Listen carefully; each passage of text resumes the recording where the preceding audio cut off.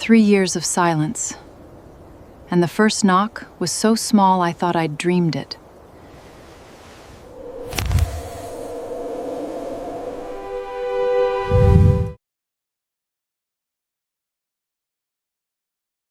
"May I borrow 6 eggs, ma'am?"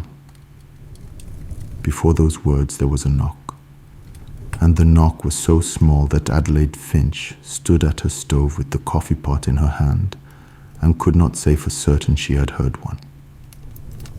Then it came again, twice, low on the door.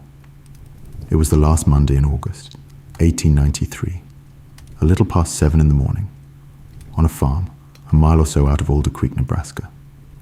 And you need one fact at the start. Nobody had knocked at that door in 3 years. Adelaide Finch was 58. She set the pot down with some care and crossed her front room and opened her door on a child. A girl, 8 or near it, in faded calico, holding up an empty basket with both hands, the way you hold up a thing that makes an errand official. "May I borrow 6 eggs, ma'am? We're short at home. I'd bring them back."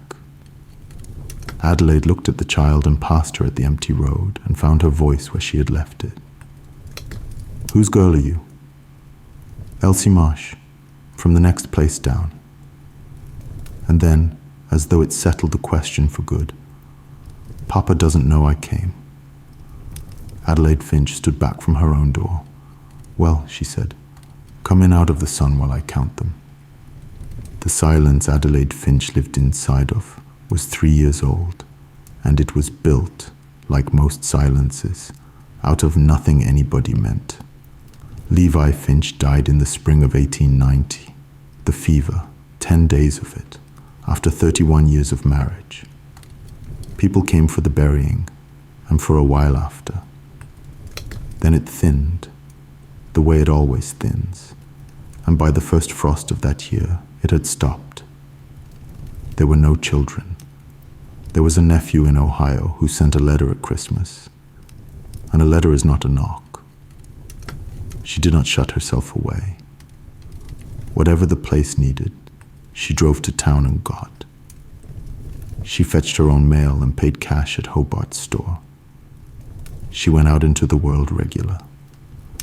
The world had simply quit coming in.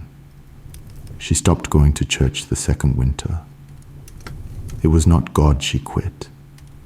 It was the empty half of the pew. And there was a time when Adelaide Finch's light bread took the ribbon at the fair 3 years running. She had not baked a loaf since the funeral. Bread is the one thing you cannot make for one person without noticing there is only one person. That is the house the child knocked on. I have copied out pages over the years from the reminiscences the old settlers left behind, set down 50 years after the sod was broken. And one thing comes up in them more often than blizzards, and more often than grasshoppers, and it is borrowing. A cup of sugar, a start of yeast, a paper of pins, 6 eggs. The borrowing went back and forth between those far-set houses like a shuttle through a loom. The first rule of it you already know. A borrowed thing came back, promptly. And it never came back alone. The cup of sugar came home with a wedge of cake riding on top. But the second rule is the one this story turns on. On that prairie, you could not knock on a near stranger's door and say you were lonesome. There were no words for that errand. But you could knock and ask for 6 eggs. The eggs would be lent and repaid, and the repaying would want repaying. And by spring, the 2 houses knew each other. The sugar was the excuse. The visit was the freight. The people in this story are of my own making. The custom I did not invent. It is down in those pages in 100 old voices. In the kitchen, Adelaide counted 6 eggs out of the crock and bedded them in the basket with a twist of straw. And the child watched the counting the way some children watch a conjurer. Hens quit on your papa, did they? The girl studied the basket. Papa says an egg's a breakfast, she said, which was an answer to some question, though not the one asked. Adelaide let it go. She knew better than to squeeze a child's story too hard. Borrowed is borrowed, she said, folding the cloth over the top. Not given. You know the difference? Yes, ma'am. That's why I came here.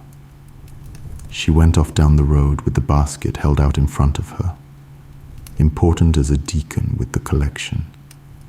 And Adelaide stood at her gate until the dust of her settled, which took a while, because the girl was small and the road was long. The next morning Adelaide caught herself listening. She was ashamed of it, and she did it anyway. Nobody came. Of course nobody came. She swept a clean floor twice and called herself an old fool and left the broom where she could reach it. Now, before anybody gets blamed for those 3 years, I had better take you down the road, because you will go looking for a villain in this, and I can save you the trouble. There is not one. There is a road, half a mile long, with a stopped house at either end of it. Ezra Marsh was 52, and he farmed the next quarter east, corn and hogs.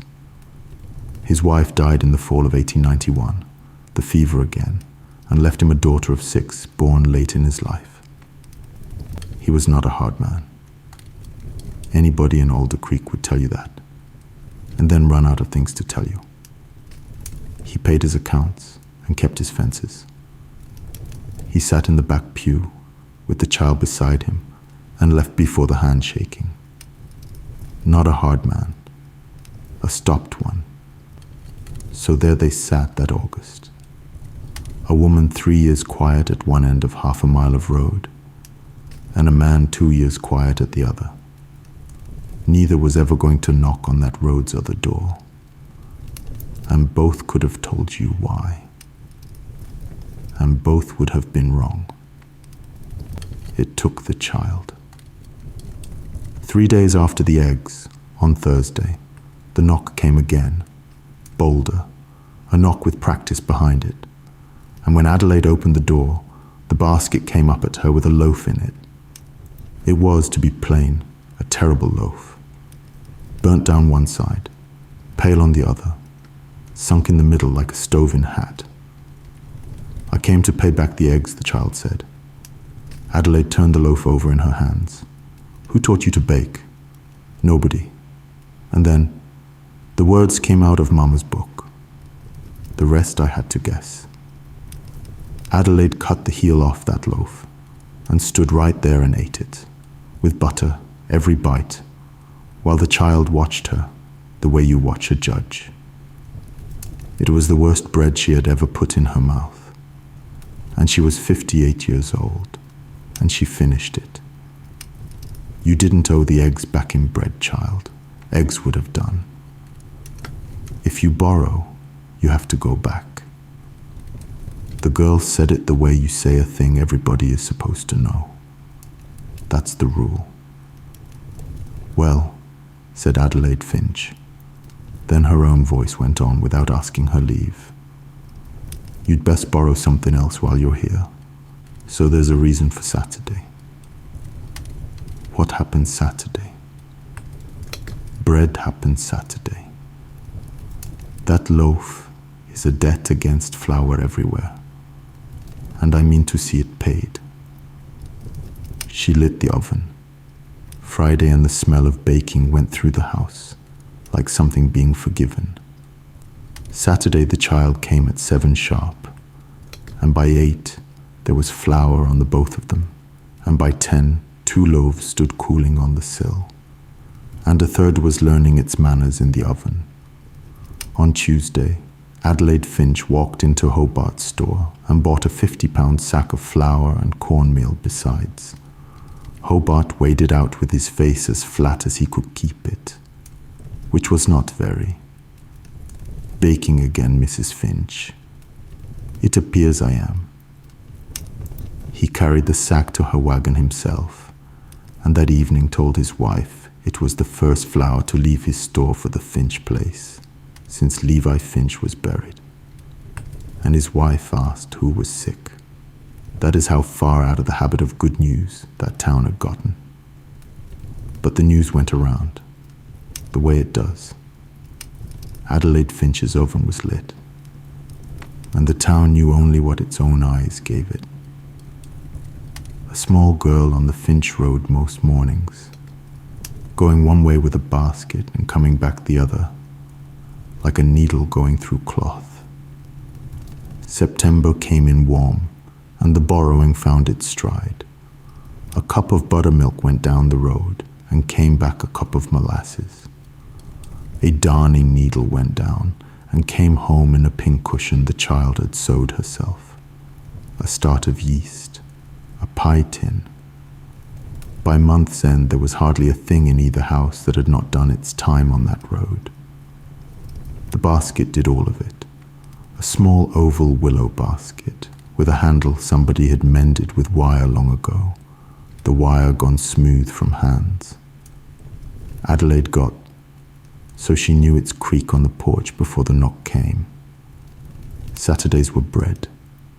The child had her mother's receipt book, a fat little thing stained soft, and they baked out of it side by side. The mother's hand setting down the words, Adelaide's hand showing what the words left out, which in any receipt book worth keeping is most of it. She told her father about the lessons. That part was open and honest. Ezra Marsh, who could not have baked a biscuit to save his life, said that was fine and to be home by dinner. The lessons filled the space where a mother's kitchen ought to have been, and he knew it and was glad of it quietly. What he did not know was how it had started. Remember that. It matters in October. Walking to town one afternoon, Adelaide passed the marsh fence line, and somewhere back of the house there were hens, a good many by the sound. She noticed it the way you notice a neighbor's corn is in, and it went by her. Her kitchen made noise now. Tuesdays and Fridays the child came borrowing, Saturdays for bread, and the week left tracks, a pincushion on the shelf, a slate pencil on the table, half a yard of hair ribbon drying on the line because it had gone into the dough with everything else. She caught herself humming at the stove one morning, some old tune of Levi's, and stopped, and then went on with it. She took butter to town to sell that month, first time in 3 years, because there was more of everything now. A house that feeds a child runs bigger than a house that does not. Hobart said his wife called it the best butter on his shelf, and paid her in trade. On the 1st of October, there was ice on the water pail, thin as paper. The first Friday evening in October, the child came for 6 eggs. That loan was the joke between them by now, the one that started it all, taken out and paid back past counting. The usual is it, she said, and bedded them in the straw, and the child went off down the road. That was the last plain-hearted evening either of them had for a while, because the next day was Saturday, the 7th of October. Adelaide did her trading on Wednesdays as a rule, quiet days. That Saturday, she broke the rule. There was butter ready, and sugar wanted for the baking, and tell the truth entire, she was 3 years out of the world, and lately that had begun to seem like a thing a person could come back from. So she put on her good bonnet. The first Saturday in 3 years, and she went to town on the day the whole county went. Hobart's was full. The harvest wagons were in, and coming over the counter, cheerful, through Hobart's big hands, crate after crate, were eggs. The counter at Hobart's ran the length of the store, and Adelaide stood at it with her butter, waiting her turn behind half the township. And over that counter, while she waited, came the eggs, flat wooden cases riding into the back room, cheerful as money. Hobart checked each one against his book and called the count out loud, because Saturday was egg day. Then a case came across with a name chalked on the end, and the name was Marsh. It had come in on a neighbor's load, Ezra Marsh being no man for Saturday crowds. 10 dozen, Hobart sang out. 10 dozen, regular as a clock, every Saturday since April. Finest layers in the township, those Marsh hens. 40 of them, if there's one. Adelaide Finch stood very still in the noise of that store. Since April, she said, April the 8th. He turned the book around on the counter, proud of the column. Not a Saturday missed. She looked at the column. Then she paid for her sugar with the right coins, said good day, and went out. Two women who saw it said she stopped a moment in the doorway, with her hand on the frame. She had no memory of it. She walked home the half-mile past the Marsh place, and this time she heard the hens. The lesson had been put off to the afternoon that day on account of the trading, so it was past 2 when the basket came up the road, Friday's 6 eggs riding in the straw, coming back prompt as the rule required. Adelaide met her at the gate and did not open it. There'll be no lesson today, nor Saturdays after. Keep the eggs, child. There's no debt on this house. There never was one. Tell your papa Mrs. Finch is much obliged for his kindness. And tell him we're all paid up now, all of us. You needn't come anymore, not on my account. I believe we both know that was the only account there was. She was gentle about it. That was the worst part, the child said years later. She was so gentle about it. Then Adelaide Finch went up her walk and into her house and shut the door. Nothing slammed. It latched is all. From the road you would have seen a small girl at a gate with 6 eggs and nothing else moving. By dark, the second cup had gone back up on the high shelf. The quiet came into the house again, like water finding an old mark. I have leafed through a good many country store account books out of those years, the kind with the butter and egg page toward the back. Egg money was women's money, on places where every other dollar was mortgaged twice before it was earned. The egg and butter money was the one money a farm wife held outright. And in 1893, with the banks failing and corn hardly worth the hauling, there were families that wintered on the hens. Adelaide kept a dozen hens herself. She knew what 10 dozen a Saturday meant. A coop full of layers, kept all along. She did the figuring any woman of her time would have done, and the sum came out wrong. A man with 40 hens does not need 6 eggs, so the child had not come out of need. So the child had been furnished with her little story. So behind that first small knock stood a grown man's pity, the kind good people cook up about a lonesome widow after church lets out. The bread, the borrowing, the pincushion on the shelf. Charity. Somebody's good deed, done to her, quietly, the way you slip food to a proud dog.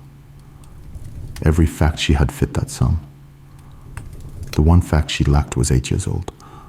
Now I have to walk you the half-mile east, because Adelaide Finch spent 6 days believing that. And I see no reason you should believe it 6 minutes. Ezra Marsh never sent the child. Until the 24th of September, he did not know 6 eggs had ever crossed his road. That Sunday the preacher took up the 9th commandment, false witness, and Elsie Marsh sat through the sermon getting smaller. And at supper she asked her father, if a lie turns into bread, is it still a lie? And out it came, the eggs, the story about being short, the rule, the whole design, laid out by its architect, who was 8. He told her the lie part was done with, and the bread part she could keep. But the half-mile to the Finch gate he could not solve. 4 times that week, he started down the road and turned back, because there was no way to say it. That did not sound like an apology for his daughter's heart. He settled on Sunday the 8th of October after church. The store beat him by 1 day. He went anyway. He stood on her step and knocked twice. The first man's knock at that door in 3 years. And no answer came, though the chimney smoke stood straight. He did not knock a 3rd time.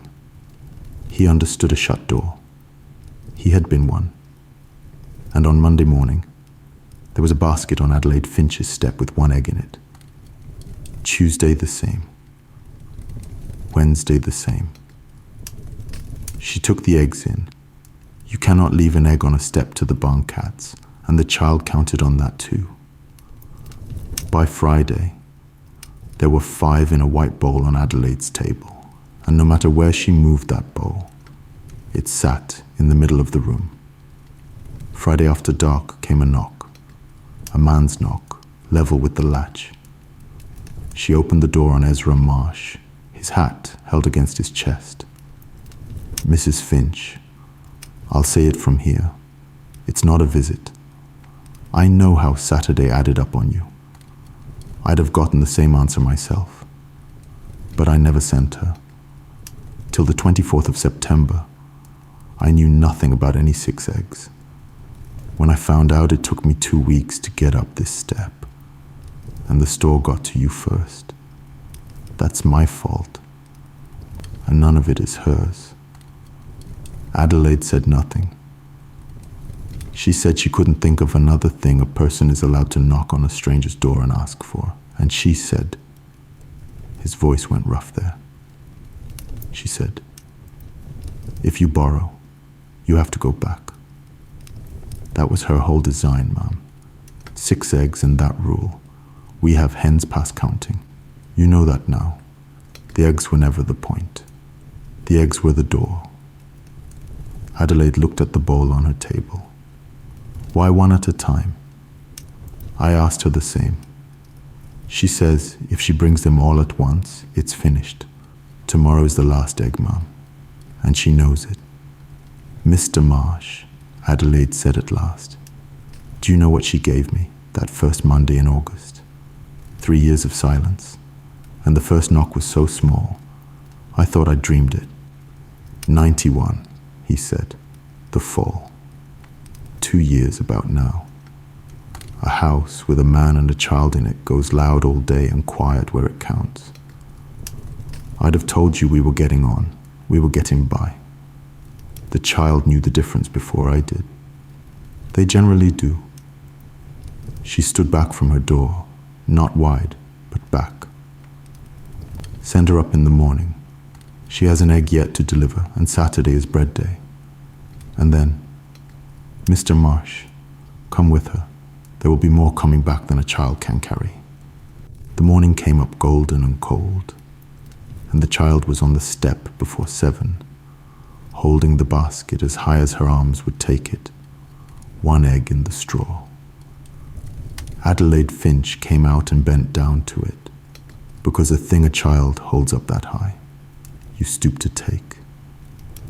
And out at the gate, at the distance a man keeps when the business is not his, stood Ezra Marsh with his hat in his hand. That's 6, the child said in almost no voice at all. That's 6. Adelaide took the egg and held the basket a moment. Paid in full. The account closes. The child's chin came up to take that, and it cost her everything she had. Then Adelaide went inside and came back, and set the basket in the girl's arms again, heavier. 6 eggs, bedded in fresh straw.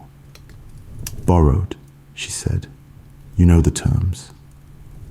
Elsie looked into the basket, then up, and the sun finished rising in that small face. "Now." Adelaide looked out at the gate. "You'll both come in. The coffee's made, and there's 3 of everything." Ezra Marsh came through the Finch gate for the first time in his life, wiped his boots longer than any boots ever needed, sat at the table, and ate like a man 2 years cooking for himself, gratefully fast, with a kind of wonder. By 9, the child was flour to the elbows. The Wednesday after, Adelaide Finch walked the half-mile east with a crock of her sourdough start, and set foot on the marsh place for the first time. Elsie showed her everything at a dead run. The coop came last and proudest. 40 hens if there was one, and the child called a dozen of them by name. "They were Mama's," she said. "Papa kept everyone." On the kitchen shelf above the stove sat a preserved jar of coins and small bills. Ezra saw her see it. Her egg money. The hens were hers, so the money's hers. I sold the eggs because hens don't quit laying for grief. And the money went in the jar, because it had always gone in the jar. 2 years, and I never took a dime out. If I'd spent it, I couldn't have said what for. "It's for her," Adelaide said. "You'll know the day to take it down." They baked that afternoon out of the mother's book, in the mother's own pans, and got it right, in a kitchen 2 years without flour in the air. The willow basket hung on its peg by the door.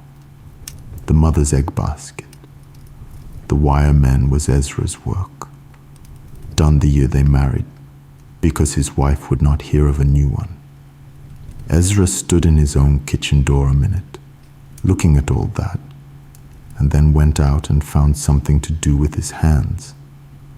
The church at Alder Creek put on its harvest supper, the 3rd Friday in October. Adelaide Finch came with 4 loaves. She had not walked into that hall since the quiet began, and she came in behind her bread, which is the best way in. There was a hush like a held breath, and then a woman across the hall held up a slice and said, "That's Finch bread. I'd know it in the dark." And the room let out its breath and got loud again, and that was the end of the 3 years, right there, between the coffee and the pie.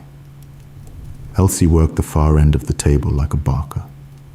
"The brown one's mine. Mrs. Finch taught me." She said it possessive in both directions, and nobody corrected her. On Sunday, Adelaide went back to church. She sat in her own pew, and the empty half of it had a child in it, and the child's father sat on the aisle. Walking home, the air had its first real edge. The child ran ahead. The 2 of them came behind at a walk, long practiced at not saying things, and only lately out of practice. Winter was coming. For the first time in 3 years, that was all it was. Weather.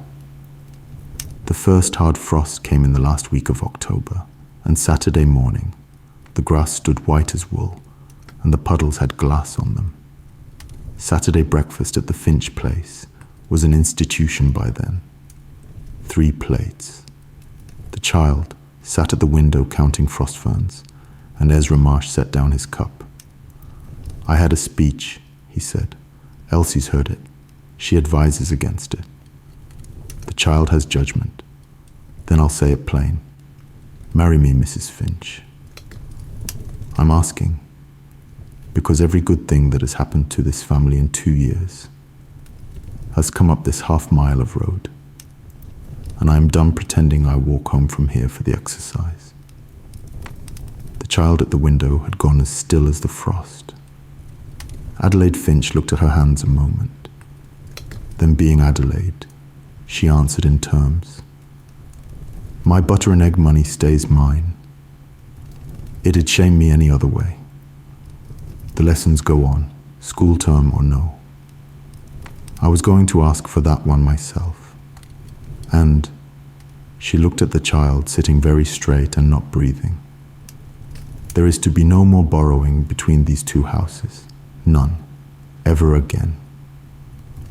Elsie made a small sound of protest, and Adelaide stopped it with one raised finger, the way she'd stop a hand lifting the cloth off the dough too soon. You can't borrow what's yours, child. It took Elsie a moment to run the rule to its far end. Then she was up, and the chair went over, and nobody minded the chair. Ezra Marsh, a thorough man, said, "Is that a yes, then?" "It's a contract," said Adelaide Finch. "A yes is what girls give. I'm 58. Outside, the sun found the white grass and let it go green again, an inch at a time. Now, the winter. I can tell it's short because none of it is sad. They were married 2 days after Christmas in the church at Alder Creek, with more of the township in the pews than they had thought to invite. Adelaide begged for her own wedding. Nobody tried to talk her out of it. She rented the Finch place that spring to a young couple getting their start, and the rent was egg money. That same spring, the preserve jar came down off the Marsh shelf. 2 years of egg money went to town in Elsie's coat pocket and came home as 3 pullets of her own and a school slate. In April, Hobart ruled a fresh line on the egg page of his book and wrote the name out in full, Elsie Marsh, because there was an E. Marsh in that book already, and this was somebody else. The credit belonged to a girl 9 years old, learning her sums off the woman who checked them. The willow basket hangs on its peg inside the kitchen door, and it has not carried a borrowed thing since the fall of '93. In that house, what goes out comes back belonging. And still, now and then, a knock comes, small, low on the door, 2 knuckles worth. Some child off an outlying place, sent to borrow what their kitchen ran short of. And when it comes, there is a foot race in that kitchen to answer it. The child usually wins. She knows better than anybody alive what a knock can turn out to be. Good night.